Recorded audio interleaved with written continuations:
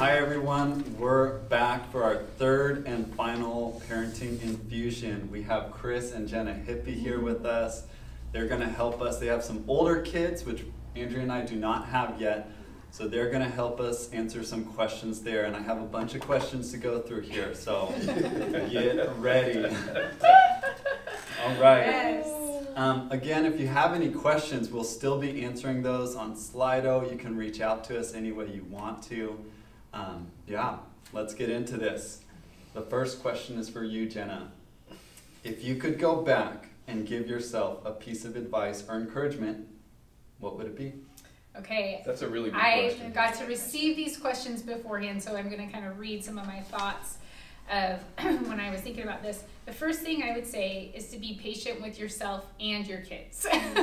But it is so, be patient with yourself. You're going to make it, and they're going to make it. And if you have that confident expectation of good, and if you're rooted in that knowledge that love covers a multitude of sins, so we're all going to make mistakes. You're going to make mistakes as a parent, your kids are going to make mistakes.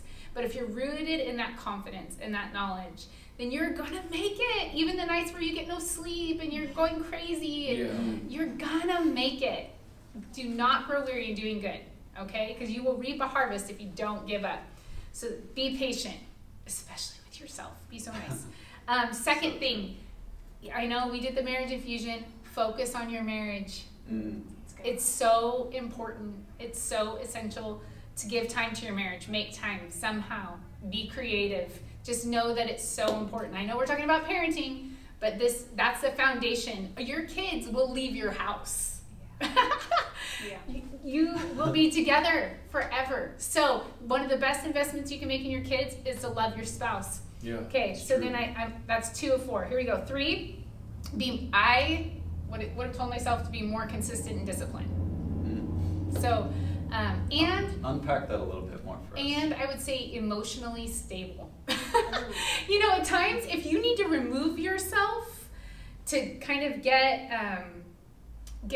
that spirit of peace, get that spirit of self-control before you address this situation, you're going to handle it more with the mind of Christ than you will if you do the emotionally energized, sleep-deprived response. So it is okay. Not every circumstance that happens with parenting needs an immediate consequence. A lot of times you can walk away and come back to the circumstance and say, okay, this is what happened. This is the consequence for that. Do you understand? In hindsight, I think I would have just stepped back and put myself in timeout before maybe I put my kids in timeout sometimes. And just being consistent. Most of us probably have kids, at least one child that's a really good salesman and can get themselves out of situations. Man, don't get sold. Like, put them in timeout, or take away the toy, or if it's needed, then give them a spanking. But be consistent, even with that salesman or saleswoman that you have in your family. My last one. And they're good. They're good. I mean, they'll sell you, and you'll say yes before you even know what happened. I just, in hindsight, the 2 things I would have done more as a parent would have been play with my kids and enjoy more, but I would have been more consistent in disciplining them. That's good. And then the last thing I would say, give myself a piece of advice or encouragement would be, enjoy your kids while they're little. It is so fun when they walk in the door, or you walk in the door, and they greet you like you're a superhero. That doesn't happen anymore. Maybe it does in some families. That's why you get a dog when your kids we got a dog now, because she comes and wags her tail and looks so happy. But it's the best when you walk in the door and they're like, Mom or Dad, and they literally, you are the highlight of their life right now. And soak in that. And enjoy that, because those change, which they should, because it would be a little weird if, Yeah, that would be weird. I mean, anyway, so there you go. That's great. Chris, do you have any, just one point for dads maybe? Yeah, for dads, this is what I find myself saying a lot, is that it's actually a piece of advice I was given when our kids were young. And the advice was this: you will never be more busy than at this season of your life when your kids are young. It's easy to just survive in those seasons, and I mean it is just full tilt. But there is coming a time that, believe it or not, is coming much faster. It is. I had people saying to me, oh, you better enjoy it while you have them because they're going to be gone before you know it. And I thought, man, what kind of pessimistic report is that, you know? And so I did. I loved our kids when they were young and engaged with them. I wouldn't change any of that time, but I think I needed to remind myself, I needed to remind Jenna needed to remind me that this is the busiest season of your life, most likely, when your kids are young. And so just take yourself a little bit less seriously, enjoy the ride, and realize that there is a light at the end of the tunnel, if you can see it or not. Now with our oldest who has his license and is driving the rest of our kids around town, it goes by really fast. And so embrace it, glean everything you can, but also know that you'll have a lot more breathing room in the future. It would be my 2 cents on that one. That's good. That's good. Real good. Next one. This is for us. Yeah. How do you help young children who can't express what they're feeling navigate big life changes? Example, you move and there are emotional outbursts. That's good. Yeah, I would say you just give a lot of extra grace during that season. Yeah. It's temporary. They will eventually feel stable and feel like things are more secure. But if you're moving, for this example, like their whole life is so confusing. Like their things are in boxes. We moved somewhat recently. Yeah. And even just like our kids seeing their toys get boxed up was really traumatic for some of them. And then there's like, they're in a new place. So anyway, a lot of extra grace. I would say like prolonged bedtime where you are reading or snuggling, like extra snuggles. Obviously you will still need to like discipline and be consistent, Totally. but also to realize that they like that question asked, they don't know how to express or communicate that they feel what they're feeling. They just know that life is hard. And even during this whole stay-at-home season, for some of our kids that are used to getting out, that or are used to going to school, they might not say directly, I miss my friends or I miss my teachers, because they don't necessarily know how to put words to that, but their behavior will show that something is off. So giving time to help them process that. Yeah, totally. Anything else? No, I think you hit that Can one. I share something small? Totally. I've seen these charts called emotional language. So one of the best gifts we can give to our kids is teaching them how to express what's inside. And so I'll see if I can find a link to post, but they have like a whole chart, and you can help kids identify with how they're feeling and put words to what they're feeling. And that's one of the greatest gifts we can give our kids, is so that way when they grow up and they're interfacing, whether it's with roommates in college or with their spouses or in their workplaces, we can teach them how to, like, which one of these do you feel? Yeah. And so they can start to grow in that, So. Some social emotional learning. Yes. I like it. Yes. Ooh, I like it. Like a teacher. There we go. Okay, Chris, this one's for you. When and how do you navigate purity topics with girls and boys? Resources, please. Yes. Well, this is actually a really good question. Whoever had that question, I commend you with it, because it's a really important topic. And it's not just for boys, but it's for girls. And it actually starts much earlier than many people expect. Because many of us as adults can't remember or don't remember having our parents ask us questions or bring education on purity and sexuality and godliness. And so due to that lack of information, the world does the informing. And so from what I've come to learn is there's this concept of the right of first mention. Whoever you hear talk about a topic first becomes the expert on that topic. This is really important that parents be the first ones to approach the topic of sexual purity, sex within marital confines, the joy of sex in marriage and God's plan, and the joy to stay pure under the marriage bed. And so we started with our kids at a really young age.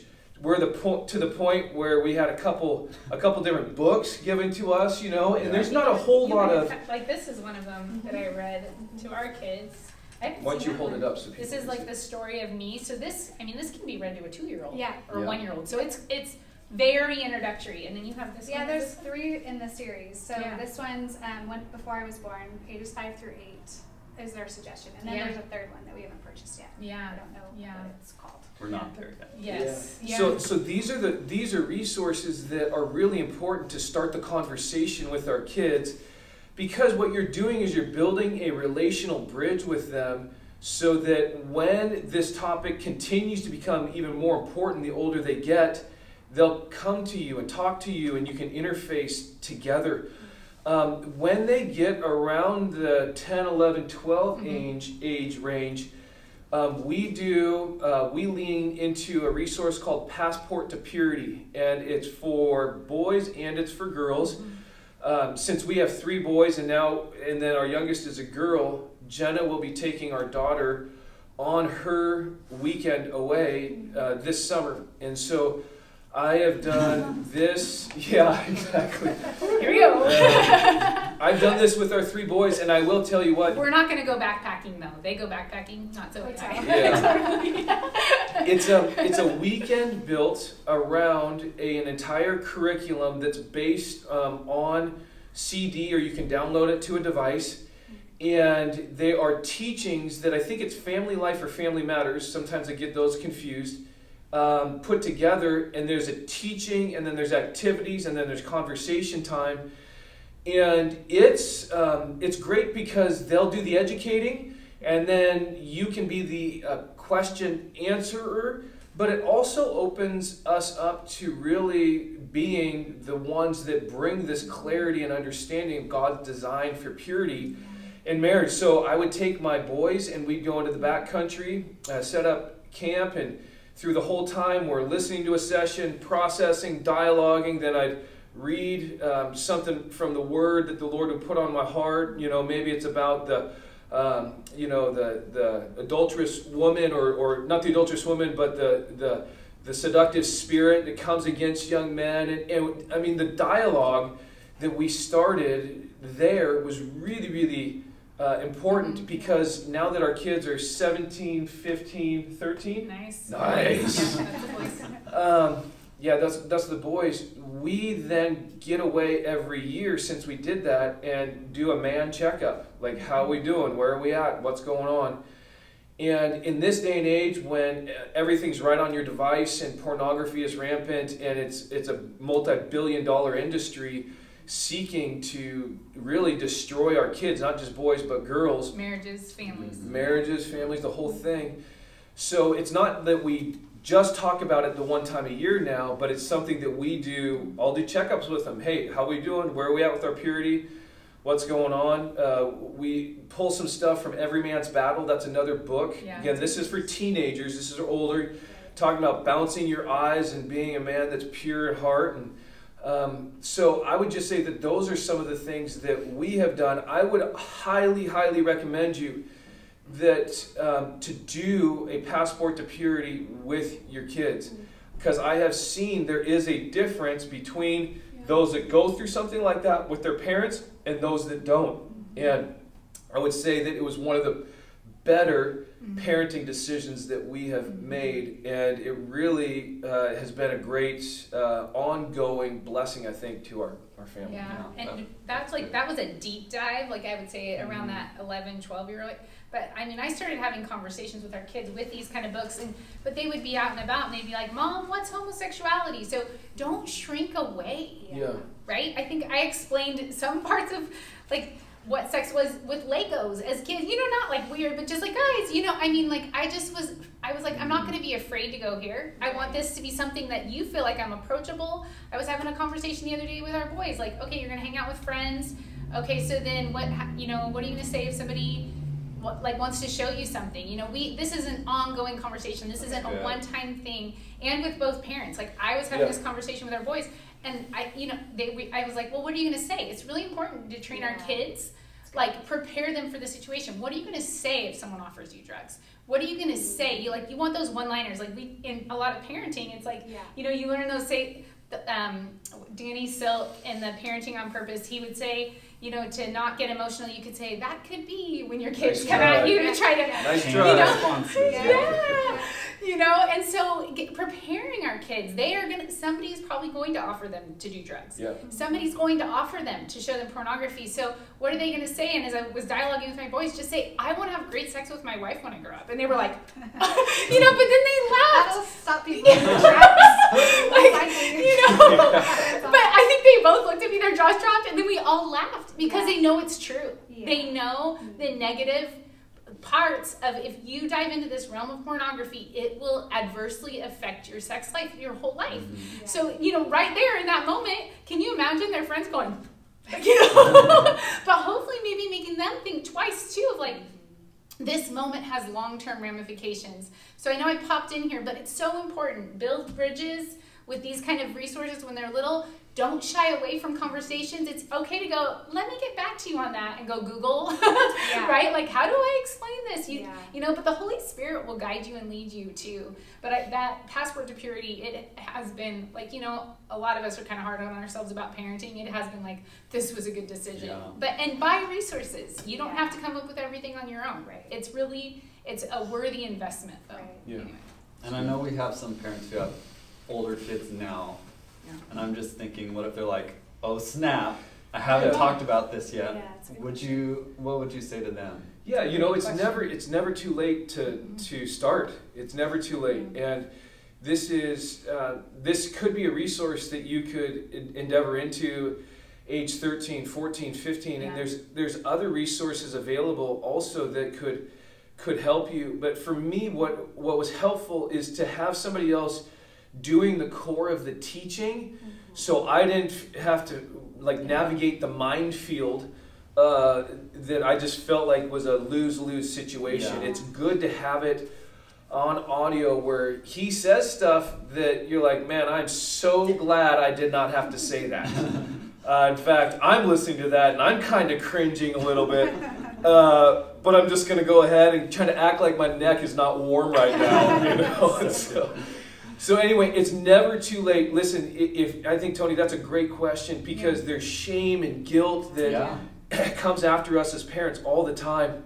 And just because you didn't know about the resource or were not able to, listen, it's never too late. And if the world has been doing the teaching, this is a great opportunity then to you now to bring in the biblical narrative. Because the light of God will always cast out the darkness. And so it's just, maybe what I would say is it reminds me a little bit of when the prophets of old had the poisoned stew, and Elisha came along and he said, pour in the meal. And it's a pouring in the meal, and it inoculated the poison, right? So it eliminated the poison. So this would be that principle is worry less about what you didn't do, but start pouring in the meal of the Word of God. And I think what you're going to find is the world starts to lose its allure, because the power of the Word will always triumph over it. That's Yeah. good. So. Amen. Good job. I was going to say one more thing for young kids. Do it. Another book, God Made All of Me. We'll maybe put these in the link, the notes. Definitely. And then Good Pictures, Yeah, that's Bad a good Pictures Junior. But what I would say is read these first together without your kids, so that you know that like you're comfortable. What's coming. Yeah, and you're not uncomfortable, and you like don't stop yourself. And if you have kids that can read like we do, we don't keep these out for her to just flip through, because there are like notes to parents in the back, and there's like some language that I don't think she needs to learn about right now. And one more thing. I've heard this from a friend, and she said that when she introduces new topics with her kids, she reminds them that like this is a job for moms and dads and not friends to do for each other. And so like we can't control what our kids do away from us, but like I will tell my daughter, like, I don't want you talking to your friends about this, because this is something that her mom and dad get to talk to her about. And so this is something we just talk about with each other. It's not bad. It's not, you don't need to feel bad about asking me questions, but come to us for those questions. That's good. It is good. I feel like we could talk on and on about that topic, so we're gonna tie that one off there. Jenna, how do you stay connected to your kids while allowing them to grow in independence? And then how would you work with I don't need you or I know everything attitudes? Yes. Oh, we've never had those attitudes in our house. Okay, so feed them. food. Right? They always will still need food. Yeah, that's good. I'm not great. kidding you. And it's so fun right now. One of our boys are like trying to put on weight and muscle, right, Yeah. for sports. Me too. And I'm getting so much. I'm getting so much of this. Mom, this is so good.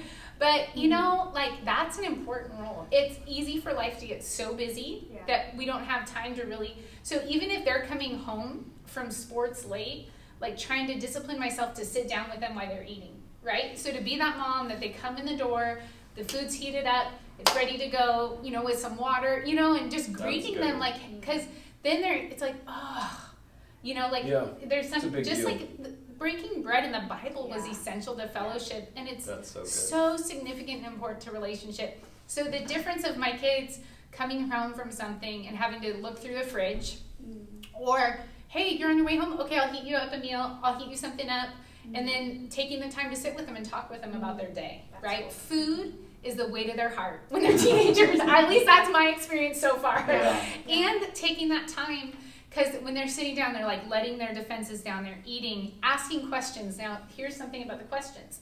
Not, how was math class? Did you talk to your math teacher? How was this? How was that? Not the things you want to talk about, moms. Okay? Not the things you want to check in. Like, I've also learned sometimes me asking them about their friends will kind of like soften some defenses, like, hey, how's such and such doing? Oh yeah, he's good. Oh, tell me about, does that make sense? Like, I'm just trying to get into their world and ask about what they care about, to have conversation. Totally. You know, there's a time and a place for the check-in with the grades and all those kind of things, but when they walk in the door, they don't want to talk about, like, you know, whether they're struggling in a class or all their to-dos. I make this mistake sometimes. I'm like, okay, have you done this? And it's like, they don't want me as their taskmaster, especially in teenagers. Like, if we've done our job well, then they're carrying things independently. Not that they don't need those kind of bumpers sometimes that they have at the bowling alley, right? Yeah. But I really try to focus in my conversation of like focusing on what do they care about? What do they want to talk about? Feeding them. This book for Parents Only by Shanti Feldon. Yeah. I think a key for me that's been really helpful to thriving, to thriving raising teens, right, is understanding. I feel like in every area of life, the more understanding we have, it's easier to navigate. And so she talks about in that book that when kids become teenagers, it's kind of like they've worn one style of pants, kind of pants your family wears, and I'm gonna maybe butcher this a little bit, but they get to that teen and they're like, hey, might want to try another fade, I want to try the ones with holes, I want to try another fit, you know, and they want to try different things on.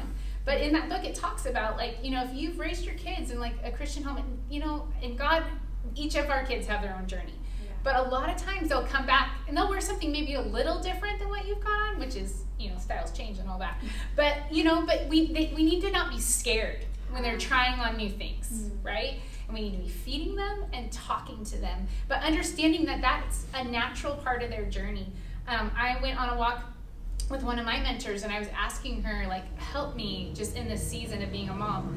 And she's like, when you're raising teenagers, like, they love you, but they might not like you. So I've honestly started, like, when my kids are upset with me, or some of our kids are more verbal than like, you're the worst mom ever, you know, like, I've started to go, I'm actually doing a really great job. So that's, you know, but one of my kids can be like, ah, and I'm like, this means I am killing it. This is so good. Like, so, you know, it is a season that, you know, maybe isn't quite as rewarding. So just as, I can't remember if Chris mentioned this in this video, but remembering we're being parented by the Lord as we're parenting our kids. And it's such a season, like, it takes a village, right? So to seek out mentors to walk with you, mamas and dads and our friends, right? I just shot my friend a text like, you're an amazing mom, and just encouraged her, and she texted me back, I'm totally crying, because she's raising teenage boys, and you just don't hear it very much, right? But I was just reminding her of how fun she is and the advocate she is. And so, okay, yep, so I got a little distracted. I'll just throw this in here. Would be specifically with boys, go to where they're at. Yes, that was actually the very next point. Really? Go where they are and cheer them on. I didn't have to cheer them on it. Actually, I had shag the basketball. Yeah. There's actually, so part of what doesn't change is that the demands on your schedule and your time are just as high as ever. And when your kids are older, the thing that's different is they're not at your foot all the time saying, daddy, daddy, mommy, mommy. So you actually have to be more intentional to go where they're at. So I've actually, over this coronavirus thing, I've been in the middle of doing stuff, and I just feel a sense that I need to stop what I'm doing and just go in and rebound the basketball for my son and rebound for him and just ask him questions and listen to him. Boys, it's important to know, boys, you connect with them doing something. With girls, you can listen and ask questions and engage emotionally. Go somewhere with the boys. It was one of a gentleman by the name of Jim Anderson. He talked about when his kids were young, he would intentionally go throw the football with them, and he said this is an act of spiritual warfare. Totally.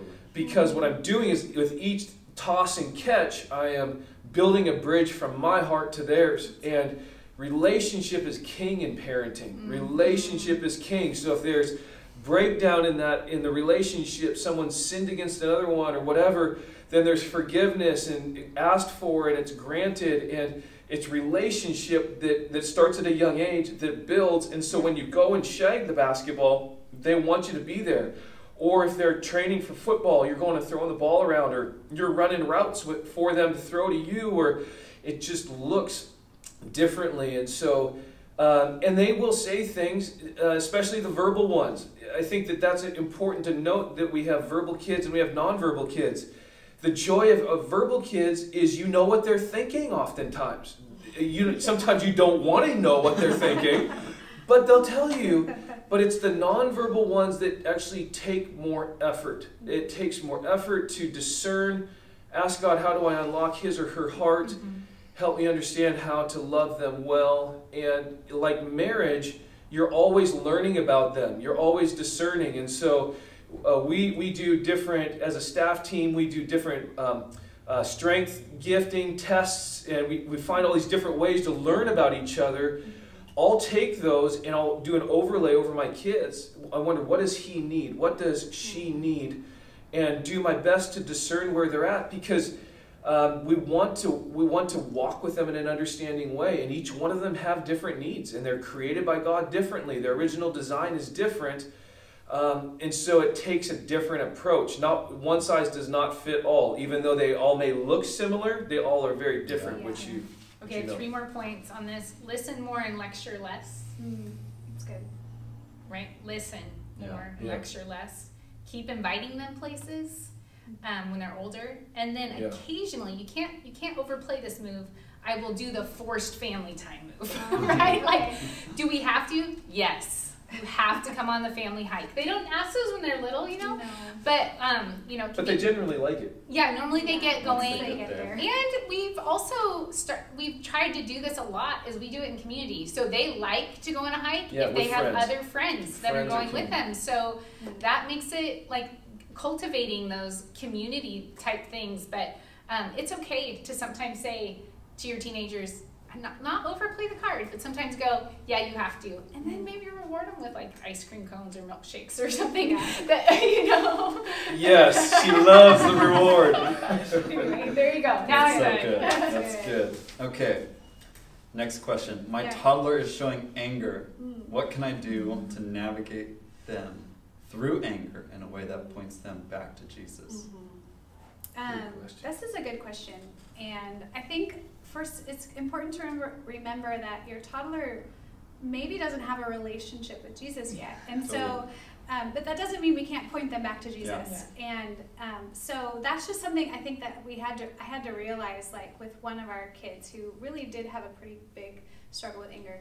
I don't think he's saved yet. And so he didn't have like a heart connection with the sin, but something that I would do, we talked about those canned calm responses. And so your toddler's up here, if you can stay down here with your like canned calm response, something I say like, it's okay to be frustrated, or it's okay to be mad, but it's not okay to be mean. or it's not okay to hurt me, or it's not okay to throw your toy, or so just like those canned responses.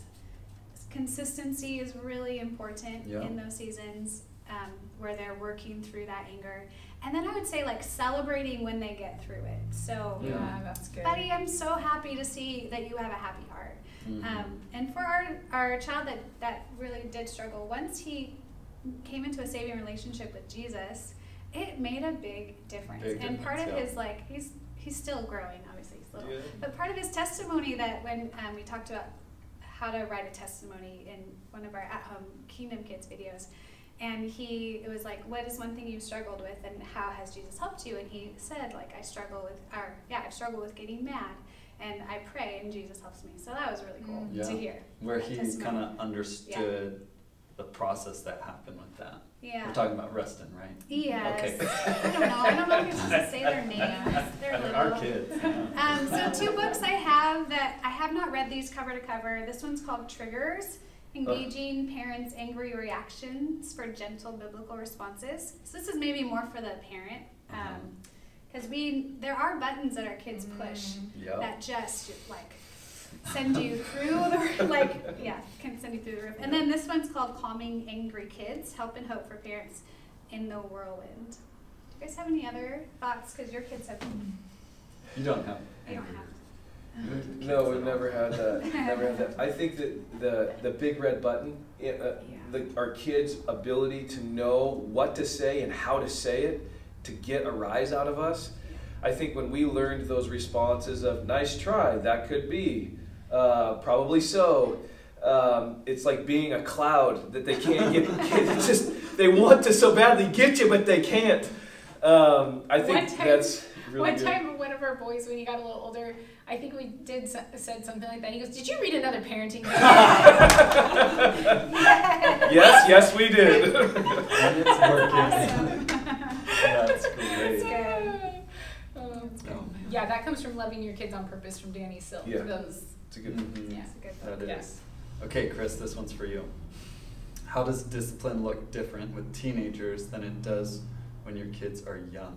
Any pro tips regarding disciplining older kids? Yeah, I don't know about pro tips, but you know, rookie tips. Maybe when we're grandparents, I'd have a pro tip for you. When we get to watch. I think what's worth maybe noting, it does shift from when they're little kids. What you're trying to do is to not now just be their parent. You're transitioning them into friendship. And so there's an interesting balance that you're still their authority, but you're wanting them to have a level of autonomy. You're wanting to allow them space to fail while they're underneath your roof before 18, because they're going to experience failure outside of your home. And so by giving them space to fail in your home, at least you get to come along, pick up the pieces, and debrief and learn and love and pray through these areas. And so that being said, it's figuring out what's their currency. You probably, if you have little kids, you're probably already learning their currency. For us, the older our kids have become, one of our kids in particular, his currency is 100% relationships and friendships. The idea that he is losing out on time with his friends as a consequence is like mortifying. It is the worst thing in the world. But if we gave that consequence to one of our other kids, they'd say, "Oh man, thank you. I've wanted time by myself for the next 3 days anyway." That child's currency is money.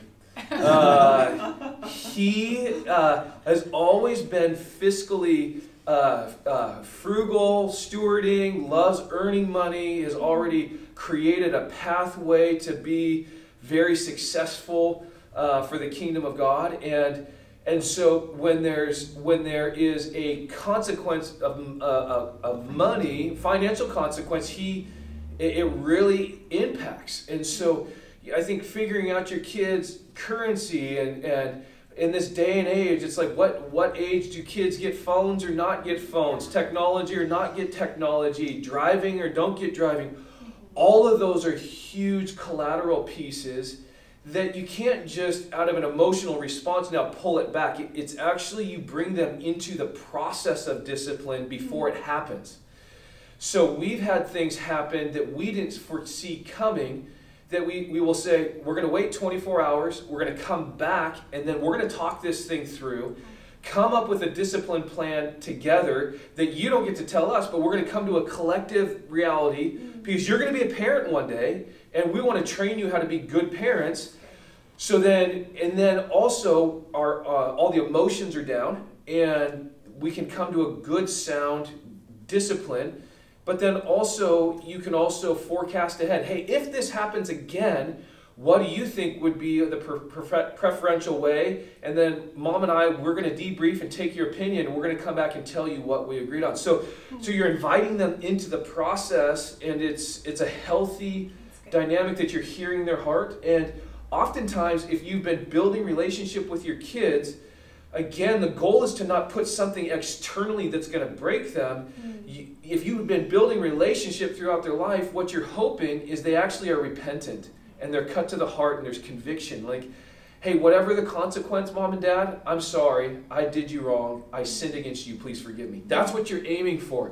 Does that now take the consequences away? No. But the goal is to train and teach our kids how to be receptive to the discipline of the Holy Spirit, so that when they leave our homes, they're sensitive to Him and His nudgings and will respond to Him and respond to His conviction. It's not so that when they're 30 years old and they live in your house and you're telling them what to do. That is not what we're aiming for. We're looking for thriving, Jesus-filled adults that can further the kingdom, that can have their own family. So now I'm preaching, but there you go. Okay, so then one thing I would say is, like, with more freedom, we would, like, when our older two boys first got a phone, there's so many resources. I just went online, phone contract, right? So then there was a bunch of things that we had them agree to.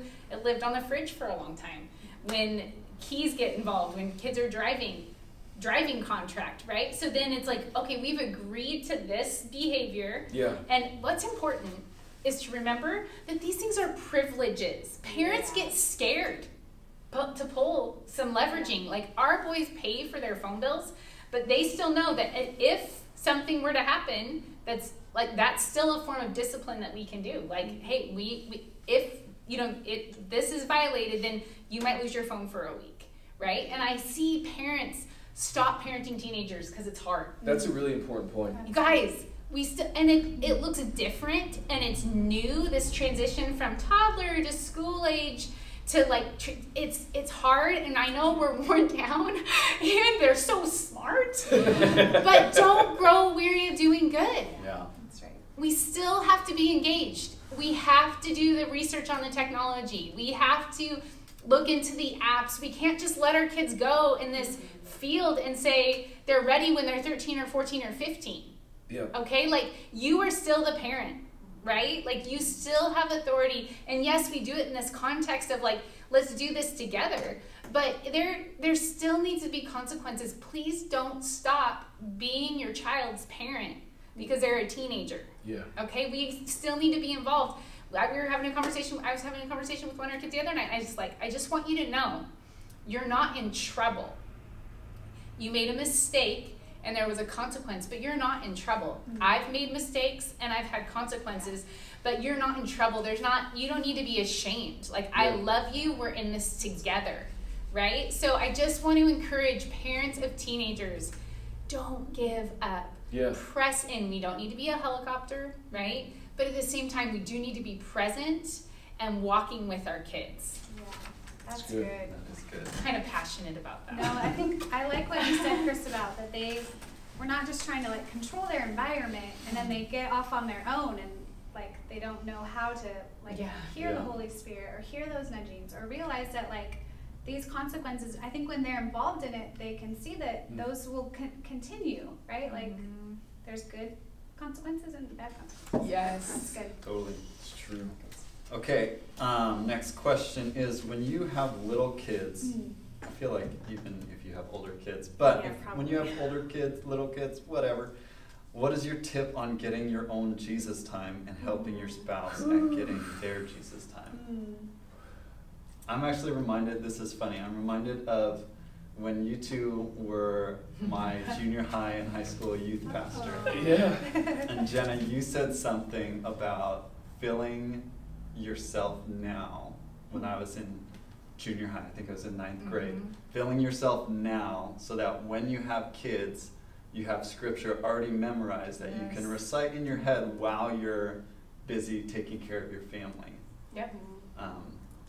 That doesn't necessarily help if you didn't do that, but that's just, I was always reminded, like that's something that always stuck with me since ninth grade, where I want to be filled up so that when I'm in the busy seasons, I can pull on that when I don't have time to sit down and open my Bible. It's already in there. Yeah, totally. I call it digging your well. Like, dig your well when you're in your teenagers, your 20s, or whatever, because then there's going to be seasons where you don't have time, and you get to draw from that well. Yeah. So, we communicate with each other about like what we need. I think that that's really important. Not even just Jesus time, but even like self-care is a word. I don't know. It's a word, but like things that, you know, I need some time to maybe like go to work out where the kids aren't near me so I can actually do that. Or you know, so like we communicate like, hey Tony, can we figure out so that I can have this hour set aside? And so it's not always convenient or comfortable. Or sometimes I read my word at the table when my kids are there and they'll ask me to read out loud, and that's great. So it just looks so different than it did before we had children. That's one thing I would say is communicate with each other, and then to change your expectations and to know that like God will meet you in anywhere that you're willing to hear and to listen. And so that could be in your headphones. Like I do a lot of audio Bible right now, and I have to push pause a lot. Like my kids don't quite get that I'm listening to something, but of course I love reading my actual word and highlighting it. Totally. But anything else on that one? I would just say make it a priority. This is what's so crazy is over our 20 years of marriage, we've had to reassess in seasons, and you have to double down on your priorities. What are our priorities, and how do we make those happen? And so if that's losing sleep, if that's getting up earlier, or if that's going to bed later, or if that's eking out 5 or 10 minutes of, I just need a little bit can go a long way when our kids are young and there's a high demand. But just make the time, make a priority, and that's part of the sacrificial season and sacrificial reality of being a parent. But here's the thing is we're only going to be as effective as parents as we are close to Jesus. And so make it a priority, because, when we're not with Jesus, we're not the best form of ourselves that we can be for our kids. And so similar when we'll go on dates, when we would want to go on dates and our kids were young, before they could understand what was going on, all they knew is mom and dad were leaving the house. But we would say this: we love you enough to show you what a healthy marriage looks like, so when you're married, you do the same thing. And they're like 2, 4, they're like, huh? What are you talking about? But we're setting a precedent. And so also, when our kids walk in on us and we're on our face before God praying, or we're in our word, they're catching more than they are learning from what we say. And so make it a priority. It's one of the best things a parent can do, not just for our own heart, but for them to see. And trust me, they're watching. They're watching. Yeah. I feel like so much of that answer is seek first the kingdom of God, right? So, and it might not look like that 30-minute or hour quiet time, but it's like you're meditating on a verse, or it's like you roll over, you read a devotional. I tell my kids, roll over and read, like roll over and read and go, and I remember just hours of nursing babies watching like Joyce Meyer, it's just, it doesn't, we have this religious mindset, or you're reading a devotional with your kids. That's time with Jesus. There's a lot of good stuff. It's the word of God. It never comes back void, or you're listening to Seeds of Faith, or and it's like we're but seek first, Yeah. right? If we seek first when we wake up, if we seek first in the nap time, if we didn't seek first when we woke up, if we seek first when we go to the bathroom, if we seek first before our head hits a pillow, just at some point in your day, make sure you seek first. Yeah. And you're gonna, you're going to pursue him, and you're gonna fall toward him. So anyway, seek first the kingdom of God. All these things will be added to you. That's good. So good. Okay, last question. I know you guys have kids. I just saw, Jenna, your phone is blowing up Yes. with Isaiah. Trying to get Another reality. Teenagers. Okay, last question. Jenna, Mhm. have you seen behaviors or attitudes repeat themselves from when your kids were younger to when they're older that maybe you could have eliminated Yeah. when they were younger? And no, like, we're not trying to shame you or anything like No, that. But no. just, As I was thinking about this is kind of tricky because I think there's some different areas where, like I mentioned, that consistency. Like I wish I would have been consistent. However, even if I had been consistent with because our kids are sinners, right? And like when you think about like what's the goal of parenting? Well, we want to train our kids to love God. So my goal isn't to raise this successful child that's perfect. Yeah. My goal is to raise a kid that knows, but hopefully they love God, but they might not before they leave my house. It's possible. Okay, even if I've done things, right? They have their own journey. This is something the Lord's been teaching me. My kids, yes, they're pastors' kids. Yes, they've grown up in a Christian home, but Elijah, Isaiah, Caleb, and Zoe have their own personal journey with God. And as much as I would like to control that and say, this is what I would like it to look like, I am not in control of what's going on in here and here, right? And so I think there are things that I'm like, oh, maybe if I had been more consistent, but I'm not necessarily guaranteed that would have been eradicated. Totally. Right? Because they are weaknesses. If I'm training my kids, where do you go in your weakness? Where do you go when you screw up? That's really Where do you go when life gets hard? If my kids leave my house knowing God will never leave them or forsake them, if my kids have seen us repent on our faces to God, and if our kids have seen us cry out in times of hardship, then what I've shown them is that that's where you go. He is your strong tower. He is your mighty fortress, right? And so that's really my goal, is that I would love it if when my kids move out, they have these beautiful, deep relationships with God. I'm not guaranteed that. And I've kind of gone, okay, God, I'm obviously praying for that. I pray for them every day. But I do know that my kids will have seen that it demonstrated their parents believe that God is the safest place on earth. And he's always present. And so I think that's become my goal, rather than trying to get rid of strongholds, and is love them and show them that God loves them and he will always be there for them. Does that make sense? I just want them to leave knowing he's a loving God, and he will always be there for them for their journey with wherever they're at in their own journey. So anyway. That's good. That's awesome. Oh, good. That's so Amen. Did it take you a while to get to that point? Oh, to realize. Yeah. It seems scary to think, when you said they might leave my house not having, they might not know God. And they're, wow.